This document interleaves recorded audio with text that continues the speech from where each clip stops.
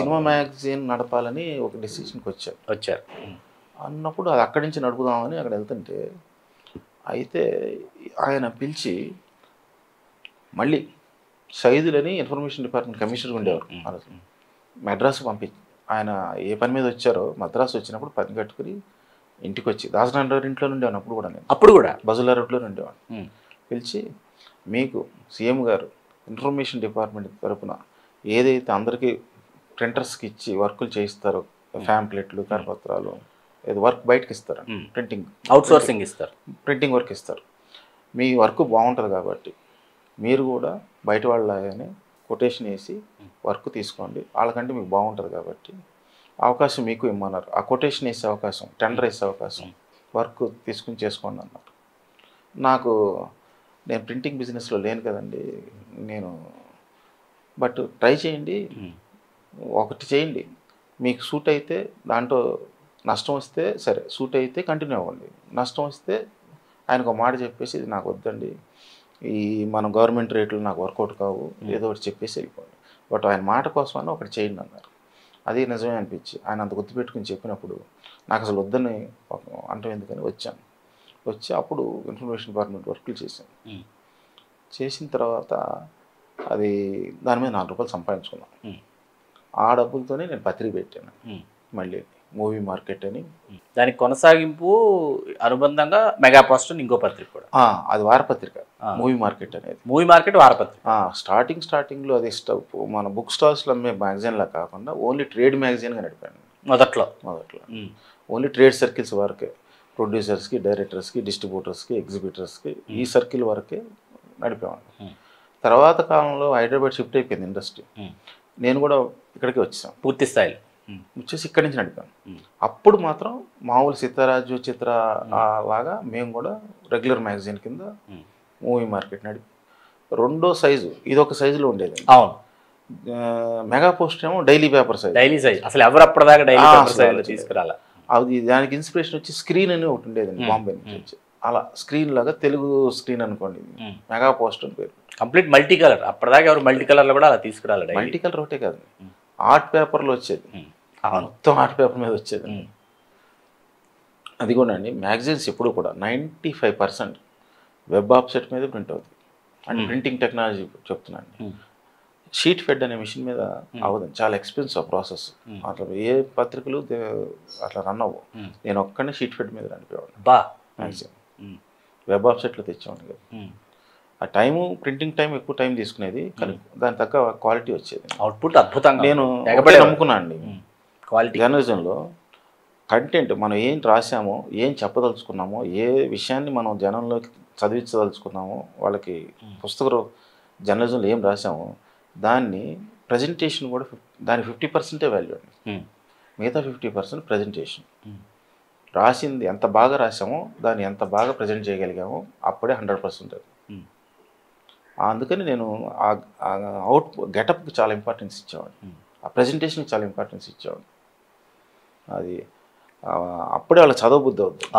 ప్రత్యేకించి ఇది cinema glamour magazine కదా.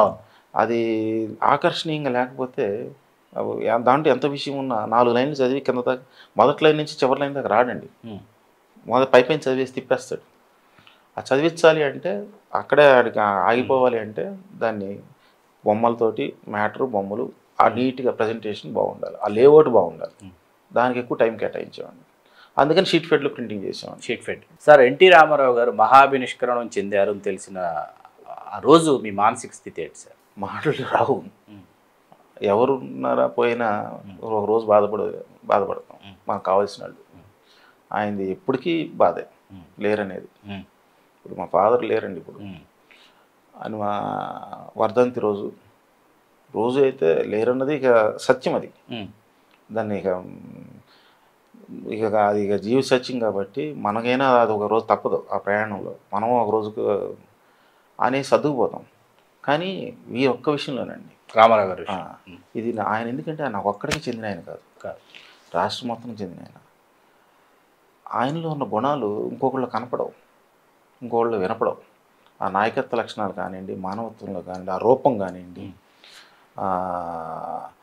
ఆ ఆవేశం కానివ్వండి ఆలోచన కానివ్వండి ఆ ప్రేమ కానివ్వండి అయిన వాళ్ళ గురించి ప్రేమ కానివ్వండి, చివరికి పరిచయం ఉన్నాడు, పరిచయం లేనాడు, అందరికీ ఇప్పుడు 2 రూపాయల కిలో బియ్యం అందరికీ ఎవరికి తెలిసిన వాళ్ళు కాదు కదా, వాళ్ళు ఎవరు తెలిసిన మొక్కలు కాదు కదా, పేదవాడు. అసలు ఆయన శ్లోకం అండి, సమాజమే దేవాలయం అన్నది ఆయన శ్లోకం. ప్రజలే దేవుళ్ళు, ప్రజలే దేవుళ్ళు, సమాజమే దేవాలయం. ఇలా అందరి గుండెల్లో ఆయన నిజాయితీతో. ఇప్పుడు ఎవరైనా రాముడు ఎలా ఉన్నాడంటే చూపించేది రామారావు గారు. రాముడు అంటే ఈ రామారావు గారు, కృష్ణుడు అంటే ఈ రామారావు గారు, తారక రాముడే కృష్ణుడు, తారక రాముడే రాముడు. అలా అన్నీ ఒక మనిషిలో ఉండటం అనేది ఇక నా తరం ముందు తరం వాళ్ళు చూడలేదు, నా తర్వాత తరం వాళ్ళు చూడరు. అందుకని లేరు అనేది ఆ రోజునే కాదండి, ఈ రోజుకైనా గుర్తు చేస్తే బాధగానే ఉంటుంది. అది అసలు అది ఆయన నిజంగా కళ్ళతో చూసిన తరం, మన తరంలో మనం నిజంగా మనం ఎంత అదృష్టవంతులు అనిపిస్తుంది. అదృష్టవంతులు అది కూడా అండి. ఆయన ఉన్నప్పుడు మనం టీవీలోనూ లేదా పబ్లిక్ మీటింగ్లోనూ చూడటం కదా, సాన్నిహిత్యంగా అంత దగ్గరగా చూసి ఆయన మన తీర్చిదిద్దిన విధానం మనకి వారి వల్లే ఇలా ఉండని ఎప్పుడు చెప్పలేదండి. ఆ చూస్తుంటే అలవాటు అయిపోతుంది. ఆ బిహేవియర్ మనకి కొద్దిగా ఎదుటివాడిని గౌరవించాలి, మన పద్ధతిగా మాట్లాడాలి అనేది మనలో ఒక సంస్కారం పుస్తకాల్లో చదువుకుని వచ్చింది కాదండి. ఎన్టీ రామారావు గారి దగ్గర ఉండబట్టి ఆ విజ్ఞానం, ఆ సంస్కారం.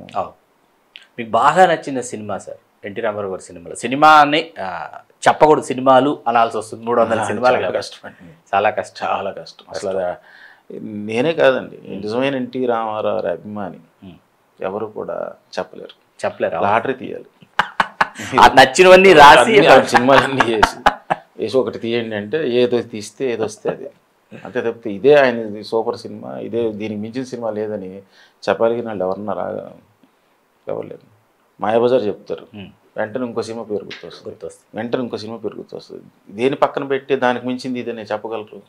అంత పాండిత్యం కొలమానం లేదు దాన్ని నిజంగా లేదు సార్. తర్వాత మూవీ మార్కెట్, వారపత్రిక, మెగా పోస్టర్, వాటితో తెలుగు సినిమా పరిశ్రమలో ఒక వెల్లు అని చెప్పచ్చు. చాలామంది తోటి పత్రికాధిపతులకు నిద్ర లేకుండా చేశారు మీరు. అవునండి. అసలు ఆ రోజు అదొక ట్రెండ్ సెట్ అండి, మామూలుగా కాదు.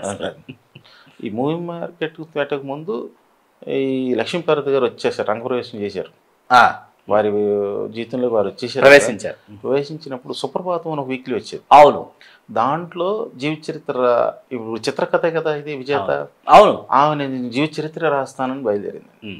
మొదటిలో ఒక 4-5 వారాలు, దాదాపు 10 వారాల దాకా కింద చిన్న చిన్న అక్షరాల్లో, చేమంత అక్షరాల్లో నాదెల్ల ప్రత్యేగాత్మ సౌజన్యంతో అనేసేది.